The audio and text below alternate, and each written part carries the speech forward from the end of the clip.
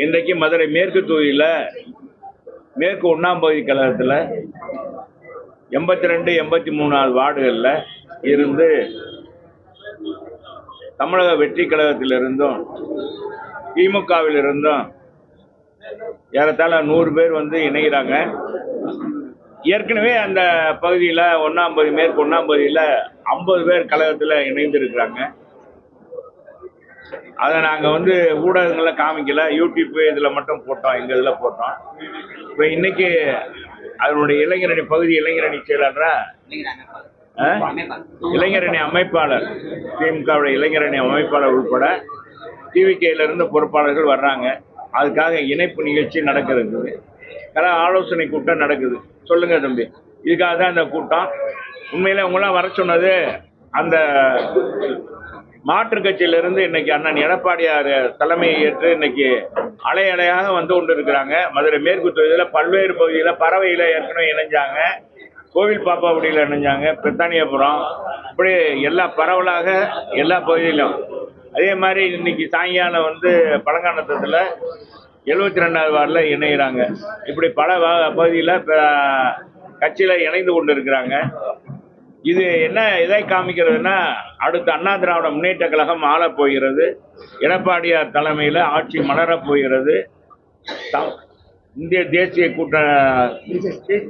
ஜனநாயக கூட்டணி வந்து வெல்லப் போகிறது என்பதற்கு ஒரு முன்னோட்டமாக இது அமைகிறது என்பதை தெரிவிச்சுக்கிறேன். கூட்டணி கூப்பிட்டு பாத்தீங்க, வரலையா? அது என்ன காரணம், என்ன நடந்தது? இப்போ அவங்க கட்சிக்காரங்க வர்றாங்களா? நீங்க தேவையில்லாத கேள்வியெல்லாம் கேட்கக்கூடாது. நாங்கள் வந்து யாரையும் கூப்பிடல, எங்கள் பொதுச் செயலாளரே சொல்லிட்டார்.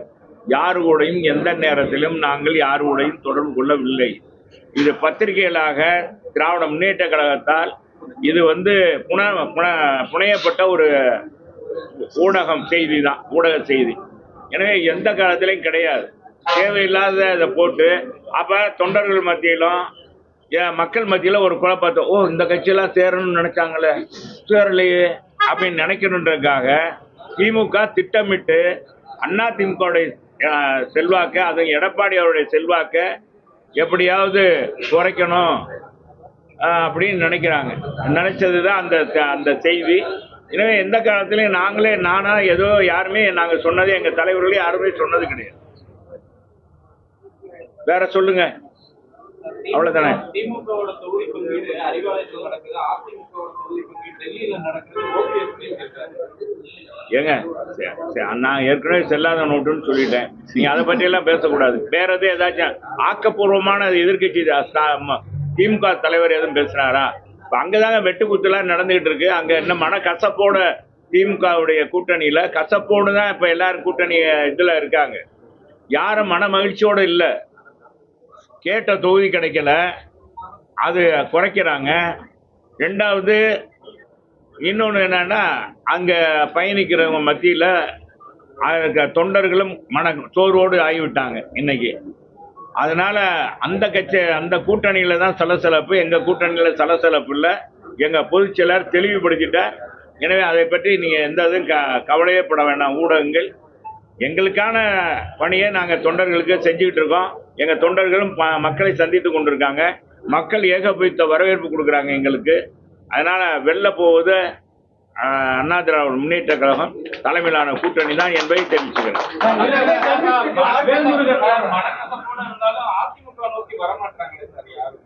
எப்படிங்க வருவாங்க? இங்கே எங்கெங்க நாங்கள் எதிர்கட்சி, நாங்கள் என்னங்க செய்ய முடியும்? அவங்க எதிர்பார்க்க நாங்கள் இங்கிட்ட வர்றது என்னத்தை கொடுக்க முடியும்? உழைப்பை வேணால் நாங்கள் கொடுப்போம், எங்கள் செல்வாக்கை பயன்படுத்தலாம்.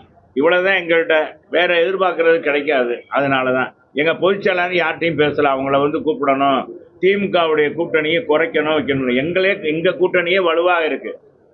இப்போ கூட்டமாக போகிறது பெருசு இல்லை, யார் வெளில போகிறாங்கன்றதுதான் பெருசு பாருங்க. அதனால அதையெல்லாம் ஒன்று நினைக்க வேண்டாம்.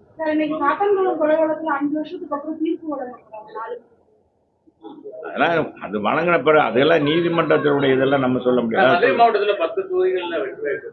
10 தொகுதியும் அதிமுக வெல்வது உறுதி. தண்ணீர் பற்றாக்குறை, சுற்றுலாக்கே வந்து தண்ணீர் எப்படி பாக்குறீங்க? நம்ம ஆட்சியில ஏற்கனவே நம்ம ஆட்சியில இருக்கோம். இப்ப இந்த ஆட்சியில வந்து தண்ணீர் வற்ற அளவுக்கு வந்து சூழ்நிலை இருக்கு. அதாங்க இந்த ஆட்சியில வந்து மிகப்பெரிய குறைபாடு என்னன்னா நிர்வாக குளறுபாடு தான். நிர்வாக எந்த அதிகாரியும் சரியாக அவன் வந்து எதிர்காலத்தை நோக்கி மக்களுக்கு என்ன செய்யணும், எந்த காலத்தில் எந்த பணியை செய்யணுன்றதெல்லாம் இல்லை. திறந்து விட்டா தண்ணியை திறந்து விட்டுறாங்க. அங்க காலத்துலயும் இதே மாதிரி பற்றாக்குறை வந்துச்சு, சித்திரத்தில் வந்துச்சு. அதை சொன்னா ஓட்டிடுவீங்க, நீங்க ஓட்ட போவீங்க. இதே மாதிரி மிகப்பெரிய வறட்சி 17, 18 எல்லாம் மிகப்பெரிய வறட்சி. அண்ணன் பொதுச் செயலாளர் முதலமைச்சர் ஆனோன்னு மதுரை மாவட்டமே பூரா வறட்சி பூமியாகி வறட்சியினால பாதிக்கப்பட்ட விவசாயிகளுக்கெல்லாம் எங்க அண்ணன் இழப்பீடு கொடுத்தார். இழப்பீடு கொடுத்து சென்னையினுடைய குடிநீர் பிரச்சனையை தீர்ப்பதற்கு வேலூர்ல இருந்து தண்ணி லாரியில ட்ரெயின்ல கொண்டு வந்து கொடுத்தாங்க சென்னைக்கு. அப்படிப்பட்ட சூழ்நிலை இருந்துச்சு. அதே மாதிரி மதுரைக்கும் வெயில் தாக்கத்தின் காரணமாக தண்ணீர் பற்றாக்குறை இருந்துச்சு. அதனாலதான் அந்த தெர்மோக்குள் போய் கொண்டு போனோம். அது அதிகாரியை சொன்னாங்க. அன்னைக்கு இருந்த நம்முடைய மாவட்ட ஆட்சித்தலைவர் அன்னைக்கு இருந்த முதன்மை பெரியார் சொன்னதன் அடிப்படையில் நாங்கள் போய் பார்த்தோம். அதை வச்சு ஒன்று. ஆனால் இன்னைக்கு அப்படிப்பட்ட இல்லை. மழை நல்லா பெஞ்சிருக்கு, பருவமழை. இந்த ஆட்சியில் எங்கள் காலத்துல வறட்சி ஏற்பட்டது, புயல் ஏற்பட்டது, மிகப்பெரிய வறட்சி இதெல்லாம் ஏற்பட்டது. சொல்ல முடியாத கொரோனா கொரோனாவுக்கு தடுப்பூசி கண்டுபிடிக்காத சூழ்நிலை. உலகத்தில் பார்த்தீங்கன்னா அமெரிக்கா தேசத்திலேயே வல்லரசு என்ற நாட்டிலேயே தற்கொலை பண்ணி கொண்டாங்க. 2வது மாடியிலிருந்து தனக்கு கொரோனா வந்துருச்சுன்னு தற்கொலை பண்ணி கொண்ட வீடியோ காட்சியெல்லாம் பதற வைத்தது. எல்லார் வீட்லேயும் பார்த்தா வீடுகளில் ஒரு குழந்தைக்கோ ஒரு பையனுக்கோ வந்துருச்சு, ஒரு வீட்டுக்காரருக்கோ வந்துருச்சுன்னா அதை அவங்கள தீண்டத்தகாத ஏதோ ஒரு பேய் பிடிச்சிருச்சு அப்படின்னு தனியாக போட்டு அடைச்சி வச்சுட்டு சாப்பாடு கூட கொடுக்காம தட்டில் தள்ளி விடுற காலம்லாம் இருந்துச்சு. அப்படிப்பட்ட சூழ்நிலையிலும் 5 பைசா வருமானம் வராத சூழ்நிலையிலும் பொதுச் செயலாளர் தமிழக மக்களை பாதுகாத்து கொண்டார். முதலமைச்சராக இருந்தார் அண்ணன் எடப்பாடியார். தான் உயிரை பணைய வைத்து 32 மாவட்டங்களுக்கு அந்த தொற்று காலத்திலும் கொரோனா பற்று காலத்தில் மிகப்பெரிய தீவிரமாக இருக்கிற நேரத்தில் ஒவ்வொரு மாவட்டமாக பயணித்து அந்த அதிகாரிகளை அங்கே இருக்கிற சமூக ஆர்வலர்கள், அங்கே இருக்க விவசாயிகள், அங்கே இருக்க மக்கள் பணியாளர்கள், அங்கே இருக்கிற வியாபாரிகள், அங்கே இருக்கிற மகளிர் குழுக்களை அழைத்து, விவசாயிகள் குழுக்களை அழைத்து என்ன செய்ய வேண்டும் நான் இந்த அரசாங்கம் அப்படின்னு கேட்டார். நிறைய படுக்கை வசதிகளை செஞ்சார். கொரோனாவுக்கு தடுப்பூசி கண்டுபிடிக்கிறதுக்கு முதல்லங்க இதெல்லாம் இந்த மாதிரி படி செஞ்சு அது தடுப்பூசி வந்தோன்னே அது விலை இல்லாமல் கொடுத்ததுனால, எல்லாருக்கும் போடப்பட்டதுனால அது கட்டுப்படுத்தப்பட்டது. உலக சுகாதார மையமே பாராட்டியது தமிழ்நாட்டுடைய இந்த கொரோனா கட்டுப்படுத்துவதில் முன்னுதாரணமாக இருக்கிறது அப்படின்னு சொல்லி. அதே மாதிரி பார்த்தீங்கன்னா தமிழ்நாட்டில் எவ்வளவு தூரம் சிறப்பாக முதலமைச்சர் செயல்படுறாருன்றத, நிர்வாகம் எப்படி செயல்படுறது என்பதை பாரத பிரதமரே பாராட்டினார். ஏன்னா வீடியோ கான்ஃபரன்ஸில் தான் எல்லாருடையும் பேசணும். அந்த வீடியோ கான்ஃபரன்ஸில் இந்தியாவில் இருக்க அத்தனை மாநிலங்களுக்கும் பேசும்போது தமிழ்நாட்டுடைய முதலமைச்சர், தமிழ்நாட்டுடைய நிர்வாகம் எவ்வளவு சிறப்பாக இந்த கொரோனாவை கட்டுப்படுத்தியிருக்காங்கன்றத பாருங்க, அவங்ககிட்ட கேட்டுக்கோங்க அப்படின்னு சொன்னார். இந்த மாதிரி பெருமை வேற யாருக்கும் கிடையாது. இன்னைக்கு பார்த்தீங்கன்னா அந்த நேரத்தில் எல்லாருக்கும் விலையில்லா அரிசி, விலையில்லா சமையல் பொருள் அத்தனையும் கொடுத்து 2000 ரூபா, 1000, 2000 ரூபா குடும்பத்துக்கு.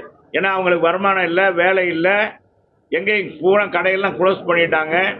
காய்கறி கடையெல்லாம் நாங்கள் கூட்டுறவுத்துறை மூலமாக, தமிழ்நாடு முழுவதும் கூட்டுறவுத்துறை மூலமாக பல இடங்களில் கூட்டுறவுத்துறை மூலமாக மொபைல் வண்டியில் கொண்டு போய் வீடு கொண்டு போய் கொடுத்தோம் குறிப்பிட்ட நேரத்தில். அதே மாதிரி பலசரக்கு எங்கள் கூட்டுறவு சங்கங்களில் போடப்பட்டு ரேஷன் கடையில் எல்லாருக்குமே சமையல் பொருள் அடங்கிய ரொம்ப விலை குறைவாக 300 ரூபாய்க்கு ஏறத்தாழ 25 பொருட்கள் அடங்கியதை கொடுத்தோம், பொட்டணமாக கொடுத்தோம். அதெல்லாம் மக்களுக்கு ரொம்ப பயன்பாடாக இருந்துச்சு. ஏன்னா கடையெல்லாம் பலசர கடையெல்லாம் திறக்கலை. அப்படிப்பட்ட அசாதாரண சூழ்நிலையிலும் பொருளாதாரத்தை 5 பைசா வருமானம் அரசாங்கத்துக்கு வராத சூழ்நிலையிலும் சிறப்பாக நிர்வாகம் பண்ணதான் எடப்பாடி. அதைத்தான் இன்னைக்கு மக்கள் போற இடங்கள்லாம் என்கிட்ட சொல்றாங்க, அப்படி எடப்பாடியார் நல்லவரப்பா, நல்ல நிர்வாக திறம் படைச்சவர். இன்னைக்கு பாருங்க, எங்களால சமாளிக்க முடியல, எங்க குழந்தைகள் எங்களுக்கு பாதுகாப்பு இல்லை, போதை நடமாட்டம் அதிகமாயிருச்சு, குழந்தைகளை சிரிச்ச மாணிக்கு போற பிள்ளைகளை சாயங்காலம் சிரிச்ச மாணிக்கு வருமா அப்படின்னு பயமா இருக்கு. கல்லூரிக்கு போற பிள்ளைய அனுப்பிச்சு விடும்போது அது முறையாக வந்துருமா அப்படின்னு பயப்படுற அளவுக்கு இன்னைக்கு ஒவ்வொரு குடும்ப தலைவனும் அச்சப்படுறாங்க. அதனாலதான் ஒத்து பார்க்குறாங்க மக்கள். வேற ஒன்றும் இல்லை, அலங்காரமாக அப்படியெல்லாம் பேசுறவர்ல எங்க பொதுச் செயலாளர் நல்ல நிர்வாகமாக நிதர்சனமான உண்மையை பேசுறாரு. அதனாலதான் அதிமுகவுக்கு செல்வாக்கு கூடியிருக்கு. 5 முனை போட்டி உருவாயிடுச்சு சார் தமிழ்நாடு எலெக்ஷன்ல. சசிகலா ராமதாஸ் கூட்டணியோட சேர்த்து எத்தனை போட்டி வந்தாலும் சரிங்க, நாங்க சொல்றது அண்ணா திராவிட முன்னேற்ற கழகமா அண்ணா திராவிட முன்னேற்ற கழகத்துடைய கூட்டணியா திமுக கூட்டணியா? இன்னைக்கு அண்ணா திராவிட முன்னேற்ற கழகத்துடைய கூட்டணிக்கு வாக்களித்தா அரசாங்கம் எப்படி 5 வருஷத்துக்கு சிறப்பாக இருக்கும் அப்படின்றத அவங்களே மக்களே உணர்ந்துட்டாங்க. இந்த இன்னைக்கு இப்ப சொன்னீங்க இந்த வறட்சியே இல்லாத, அதுக்கு தான் சொல்றேன். கஜா புயல் வந்தது, நீரா புயல் இருந்தது, அத்தனை புயலையும் சமாளிச்சார் எங்க பொதுச் செயலாளர். அவ்வளவு பேருக்கு இழப்பீடு. 1 லட்சம் மின்கம்பங்கள் அந்த கஜா புயல்ல 1 லட்சம் மின்கம்பங்கள் சாஞ்சு போச்சுங்க, ஒடிஞ்சு போச்சு காத்து புயல்ல. அத்தனையும் நிவர்த்தி பண்ண. அதே நேரத்தில் பாத்தீங்கன்னா நாகூர் தர்காவில், நாகூர் தர்காயா, நாகூர் தர்கா இஸ்லாமியர் அந்த அது வழிபாடு பண்ற நாகூர் தர்காவில் அலை அடிச்சு, அந்த புயல் அடிச்சு பாத்தீங்கன்னா அந்த சுற்றுச்சுவரே சாஞ்சிருச்சு. எங்க அண்ணன் பொதுச் செயலாளர் அன்னைக்கு முதலமைச்சர் அந்த உடனடியாக போர்க்கால அடிப்படை அதுக்கு நிதி ஒதுக்கி உடனடியாக கட்டுவதற்கு நடவடிக்கை எடுத்தார். இது மாதிரி சிறப்பான நடவடிக்கை. அதே மாதிரி போர்க்கால அடிப்பில் மின்கம்பங்கள்லாம் உடனே அன்னைக்கு பாதிக்கப்பட்ட விவசாயிகளுக்கு மக்களுக்கு எல்லாருக்குமே நிவாரணம் கொண்டு போய் அரசாங்கம் மட்டும் இல்லை, ஒவ்வொரு பொதுநல தொண்டும் கட்சிக்காரங்களும் கொடுக்கணும்ன்றாரு. நாங்களாம் பார்த்தீங்கன்னா லாரியா கொண்டு போய் எங்களுக்கு மதுரை மக்கள் கொடுத்தாங்க, கொண்டு போய் கொடுத்தோம். அது மாதிரி கட்டுமான. ஆனால் இவங்க நாங்களும் கொரோனாவை அடக்கணும் தான் சொல்றது. நானும் தான் வீரன்னு சொல்லலாம். கொரோனா எந்த காலத்தில் ரொம்ப இதாக இருந்துச்சோ, ஆனால் திராவிட முன்னேற்ற கழக காலத்தில் அதெல்லாம் குறைஞ்சிருச்சு. தடுப்பு ஊசியெல்லாம் கண்டுபிடிச்சாச்சு. நாங்கள் எல்லா அடிப்படை தேவையெல்லாம் நிறைவேற்றிட்டோம். யாருக்கு கொரோனா, ஒவ்வொரு மாவட்டத்தில் எத்தனை படுக்கை வசதி வேணும், அது ஆக்சிஜன் எவ்வளோ வேணும், ஆக்சிஜன் சிலிண்டர் போதுமான அளவுக்கு இறக்குமதி பண்ணி ஊசி எல்லாம் வச்சு இதெல்லாம் பண்ணி நாங்கள் எல்லாமே கட்டமைப்பு வச்சுருந்தோம். இவங்க கொரோனா கடைசி காலத்தில் கொரோனா கட்டுப்படுத்தணும், நாங்களும் தான் கட்டுப்படுத்தணும் அப்படின்னு சொன்னாங்க. ஆக நான் என்ன சொல்றேன், ஒரு நிர்வாக திறமை இருந்தா அது சிறப்பா இருக்கும். இப்ப நிர்வாக திறமையின் குறைபாடு தான் இப்ப வைகை ஆற்றுல தண்ணி இந்த வைகை அணையில தண்ணி குறைவுன்னு நீங்க சொல்றீங்க. எனக்கு எப்படின்னு தெரியல, எத்தனை அடி இருக்குன்னு தெரியல. அதனால அது இது முழுக்க அது ஏதாச்சும் இந்த குடிநீர் பற்றாக்குறை வந்துச்சுன்னா இந்த தமிழக அரசு திமுக அரசு தோல்வியுற்றது, நிர்வாகம் தோல்வியுற்று விட்டது என்பதுதான் அதோட நிதர்சனமான உண்மை. ஏங்க என்னங்க நீங்க யாரும் சொல்றாங்களா? எல்லாரும் சொல்லுவாங்க, அதுக்கெல்லாம் நாங்க பதில் சொல்ல முடியாது. வேற யார் இருக்காங்களா? மேற்கு தொகுதியை பொறுத்தளவுல கடந்த 1 வருஷமாவே 120 இறங்கி வேலை பார்த்துட்டு இருக்காரு. அதுக்கான வேலைகள்லாம் பார்க்கறது நம்மளே பார்க்கறது, ரோடு போறது எல்லாமே. நமக்கு எவ்வளவு தூரம் இப்ப என் மக்கள் இல்ல அதிமுக இல்லைங்க.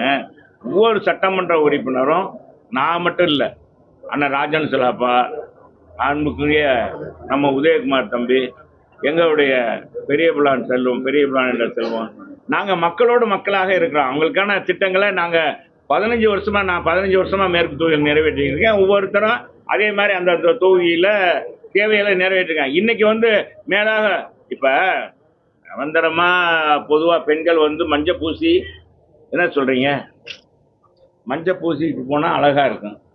என்ன தம்பி, என்ன மேயர், இயற்கை மஞ்சள் பூசிட்டு குங்குமம் வச்சு கோயிலுக்கு போவாங்க. முன்னாடி பெண்கள் மகாலட்சுமி, கரெக்ட். அப்பா தான் மேயர். என்னன்னா மகாலட்சுமி சொல்லுவாங்க. பவுடர் பூசிட்டு போனா நேற்று வரைக்கும் எப்படி இருந்தாப்ப இன்னைக்கு பவுடர் பூசுறாப்போ அப்படின்னு தான் மதுரை மக்கள் மத்தியில் இப்போ மேற்கு தொழில் அவர் அமைச்சர் செயல்பட்டு இருக்காரு. நீங்க சொல்றீங்க இந்த ரோடெல்லாம் இத்தனை வருஷம் எங்கப்பா போன, 4.5 வருஷமா அவங்க கேட்குறாங்க. இத்தனை வருஷமா இப்ப மட்டும் ரோடு போட வர்றீங்க, அது ரோடு இருக்கா? இப்ப உதாரணத்துக்கு சொல்றேன், கருப்புசாமி வந்திருக்காரா 22 வா தலைவர் சொல்லுங்க. இதுல பழைய முருகன் டாக்ஸ் ரோடு, பழைய முருகன் டாக்ஸ் பைக்கராவிலங்க இருந்தது.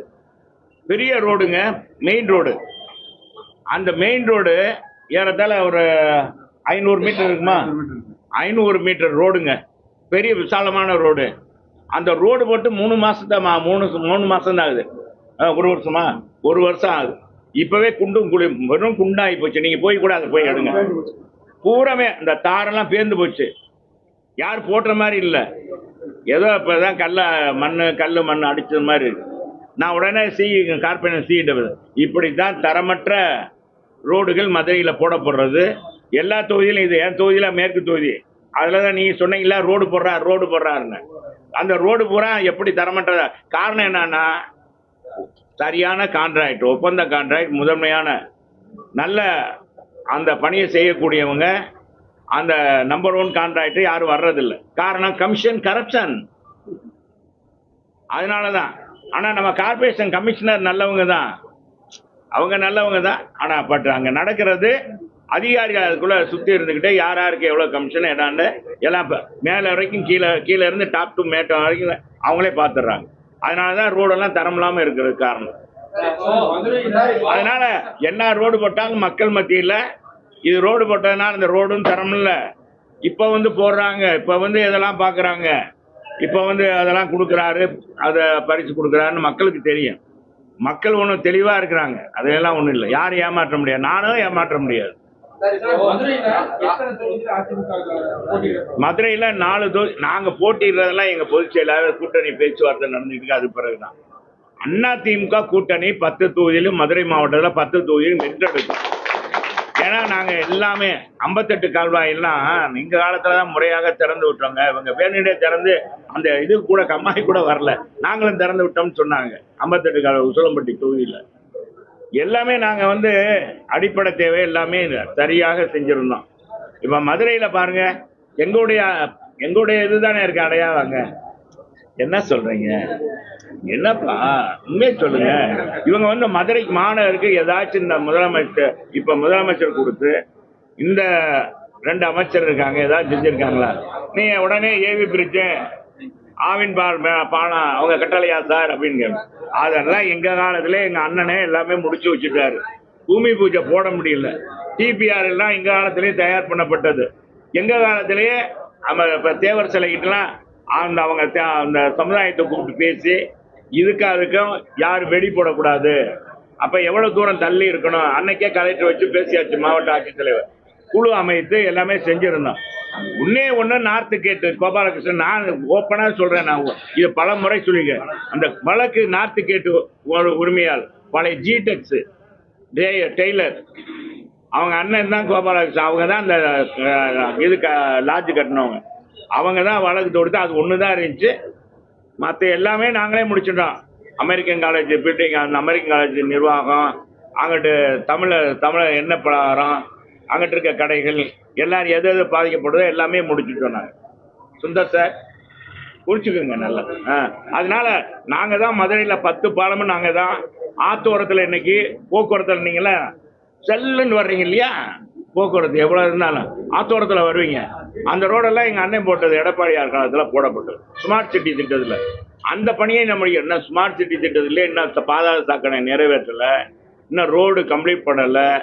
இந்த ஆட்சியிலங்க 5 வருஷம் ஆச்சுங்க. இந்த முல்லை பெரியார் கூட்டு குடிநீர் திட்டம் ஏன்னா பார்த்தீங்கன்னா இன்னைக்கு குளறுபடியாக நிறைவேற்றிருக்காங்க. முதலமைச்சர் ஒரு தவறான தகவலை சொல்லி திறந்து வச்சுட்டாங்க. இன்னும் முறையாக தண்ணி போகலை, நிறைய வீட்டுக்கு வரல தண்ணி, பைப் லைன் போடலை, நிறைய இடத்துல ப்ரெஷர் தாங்காம குழா வெடிச்சு போகுது. இது மாதிரிலாம் இருக்கு.